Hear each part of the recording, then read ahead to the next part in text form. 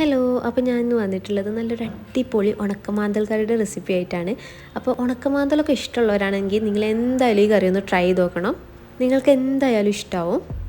അപ്പോൾ ഇതിനായിട്ട് ഞാൻ ഒരു മുറി തേങ്ങ ചിരക്കി എടുത്തിട്ടുണ്ട്. അത് നമുക്ക് മിക്സിയുടെ ജാറിലേക്ക് ഇട്ട് കൊടുക്കാം. പിന്നെ ഇതിലേക്ക് ഞാനൊരു 3-4 ചുവന്നുള്ളി ഇട്ട് കൊടുക്കുന്നുണ്ട്. പിന്നെ ഒരു 1.5 ടീസ്പൂൺ മുളക് പൊടി, 1/2 ടീസ്പൂൺ മഞ്ഞൾപ്പൊടി, പിന്നെ ഞാൻ 2 തക്കാളി ചേർക്കുന്നുണ്ട്. അതുകൂടെ കട്ട് ചെയ്തിട്ട് നമുക്കിതിലേക്ക് വെള്ളം ഒഴിച്ചിട്ട് നന്നായിട്ട് അരച്ചെടുക്കാം. ഇനി ഞാനൊരു ചട്ടി എടുത്തിട്ട് അതിലേക്ക് ആവശ്യത്തിന് ഉപ്പും പച്ചമുളകും ഇരുമ്പാമ്പുളിയാണ് ഇട്ട് കൊടുക്കുന്നത്. നിങ്ങൾക്ക് വേണമെന്നുണ്ടെങ്കിൽ പുളി യൂസ് ചെയ്യാം. അപ്പോൾ നമ്മുടെ വീട്ടിൽ ഇത് അവൈലബിൾ ആയതുകൊണ്ടാണ് നമ്മളിപ്പോൾ ഇത് യൂസ് ചെയ്യുന്നത്. നല്ല ടേസ്റ്റാണ് ഇത് വെച്ച് കറി ഉണ്ടാക്കിയാൽ. ഇനി ഇതിലേക്ക് ആവശ്യത്തിന് വെള്ളം ഒഴിച്ചിട്ട് നമുക്ക് അടുപ്പത്ത് വെക്കാം. ഇത് നന്നായിട്ട് കുക്കായിട്ട് വരണം. എന്നിട്ടാണ് നമ്മുടെ അരപ്പ് ഇതിലേക്ക് ഒഴിക്കുക.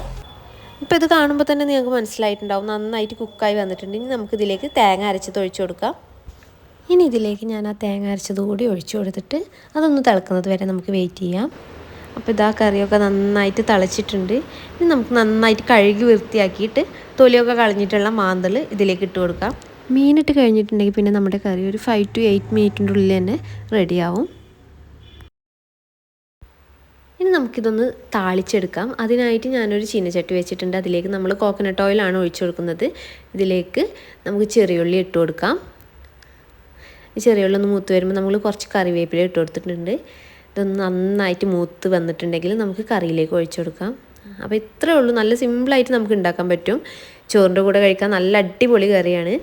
അപ്പോൾ ഈ കറി ഇഷ്ടപ്പെട്ടിട്ടുണ്ടെങ്കിൽ ലൈക്ക് ചെയ്യാനും ഷെയർ ചെയ്യാനും നമ്മുടെ ചാനൽ സബ്സ്ക്രൈബ് ചെയ്യാതെ കാണുന്നവരാണെങ്കിൽ സബ്സ്ക്രൈബ് ചെയ്യാനും മറക്കല്ലേ. താങ്ക്